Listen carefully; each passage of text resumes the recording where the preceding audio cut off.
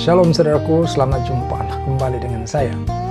Saudara, hidup di dalam kebenaran firman Tuhan itu sangat membutuhkan apa yang kita sebut kejujuran.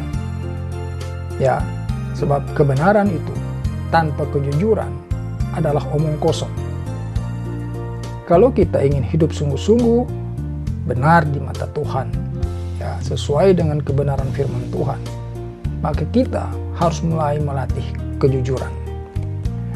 Sebab lawan kata daripada kejujuran itu bukan saja ketidakjujuran, saudaraku, tetapi di sana itu adalah kebohongan, dusta, penipuan. Betapa bahayanya kita ya merasa diri kita rohani, tetapi sesungguhnya kita penuh dengan segala macam kebohongan, penipuan, dusta. Saudara tahu kenapa ini menjadi penting? Mari kita baca dulu ya. Saya akan bacakan untuk saudara di dalam Yohanes 8 ayat 44 ya. Yohanes 8 ayat 44. Iblislah yang menjadi bapamu dan kamu ingin melakukan keinginan-keinginan bapamu. Ia adalah pembunuh manusia sejak semula dan tidak hidup dalam kebenaran. Satu poin kita dapat di sini. Iblis tidak hidup di dalam kebenaran. Oke? Sebab di dalam dia tidak ada kebenaran. Apabila ia berkata dusta, ia berkata atas kehendaknya sendiri. Sebab ia adalah pendusta dan bapa segala dusta. Jadi saudaraku, ketika kita di dalam kerohanian, ya, di dalam keinginan kita melakukan kebenaran firman Tuhan, terdapat dusta, maka sesungguhnya kita hanya mempunyai semacam judul saja bahwa saya ini orang Kristen, saya seorang rohani, tetapi yang kita turuti itu adalah kehendak iblis. Ya, Yohanes 8 ayat 44 tadi mengatakan, iblislah yang menjadi bapamu dan kamu ingin melakukan keinginan-keinginan bapamu. Salah satu keinginan bapamu yang iblis itu adalah dusta. Apa contohnya? Ya, saya berikan contoh sederhana aja. Misalnya ada orang bilang begini, saya itu melakukan firman Tuhan di dalam hal memberi. Ya, bukankah firman Tuhan berkata apa yang diberikan oleh tangan kanan tidak boleh diketahui oleh tangan kiri? Maka daripada itu saya kalau memberi, ya banyak saya bantu saudara saya. Nah, saudara perhatikan. Baru saja dikatakan bahwa dia tidak boleh tangan kanan yang memberi, tangan kiri tidak boleh tahu. Tapi dia mengucapkan, saya bantu saudara saya. Ini kan kebohongan, saudaraku. Ya, dia sedang berdusta. Katanya melakukan firman Tuhan. Ya, begitupun kita ketika dalam berdoa. Ya, kalau kita merasa ya kita sedang di dalam pergumulan, ya kita kecewa, ya kita sakit hati dengan seseorang misalnya, ya atau kita merasakan ada kekurangan ini dan itu, saudara jangan tampil di dalam doa itu seperti saudara sedang fine-fine saja. Itu dusta juga, itu kebohongan juga. Kita sedang berhubungan secara pribadi dengan Allah yang adalah Bapa kita. Jujurlah, sampaikan kepada Bapa, Bapakku yang di sorga, hari ini hatiku sangat sakit. Aku kecewa Tuhan. Tidak apa-apa. Itulah kejujuran. Sebab kalau saudara tidak mengutarakan hal itu, Allah kan tahu saudara itu kecewa, tetapi saudara tidak jujur terhadap Allah. Saudara datang kepada Tuhan seperti saudara dalam keadaan yang baik-baik saja.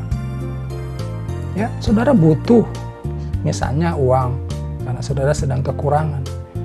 Sampaikan kepada Tuhan, saya tertekan, keuangan saya tidak cukup Tuhan. Jangan kita menggunakan firman lagi, cukupkanlah dirimu dengan apa yang padamu. Padahal faktanya saudara itu sebenarnya tidak cukup gitu loh, kurang. Saudara butuh daripada Tuhan, berkat Tuhan. Ini juga termasuk hal-hal yang bersifat kebohongan, dusta, saudaraku. Dan hal semacam ini banyak kita lakukan sesungguhnya ya, tanpa kita sadari. Jadi kita menjadi seorang yang rohani ini menjadi seorang yang sia-sia gitu loh. Hanya rasanya kita merasa saja gitu bahwa kita ini seorang rohani, tapi dalam prakteknya banyak kebohongan, dusta kita lakukan di hadapan Allah. Ya, jadi bukan kita ini kurang pengetahuan tentang firman Tuhan, tetapi melakukan firman Tuhan itu yang tidak jujur, saudaraku ya. Nah, satu contoh ya, saya menarik sekali ini, saya ketemu di Lukas 18 ayat 11 sampai 13. Ini juga satu contoh ya, bagaimana orang ini menunjukkan di hadapan Tuhan dia seorang yang rohani gitu, tetapi di dalam prakteknya justru sebaliknya gitu ya. Saya bacakan lagi ayat 11. Orang Farisi itu berdiri dan berdoa dalam hatinya begini, ya Allah, aku mengucap syukur kepadamu karena aku tidak sama seperti semua orang lain. Wah, ini kelihatan keren ya. Aku mengucap syukur kepadamu karena aku tidak sama seperti semua orang lain. Bukan perampok, bukan orang lalim, bukan pezina, dan bukan juga seperti pemungut cukai ini.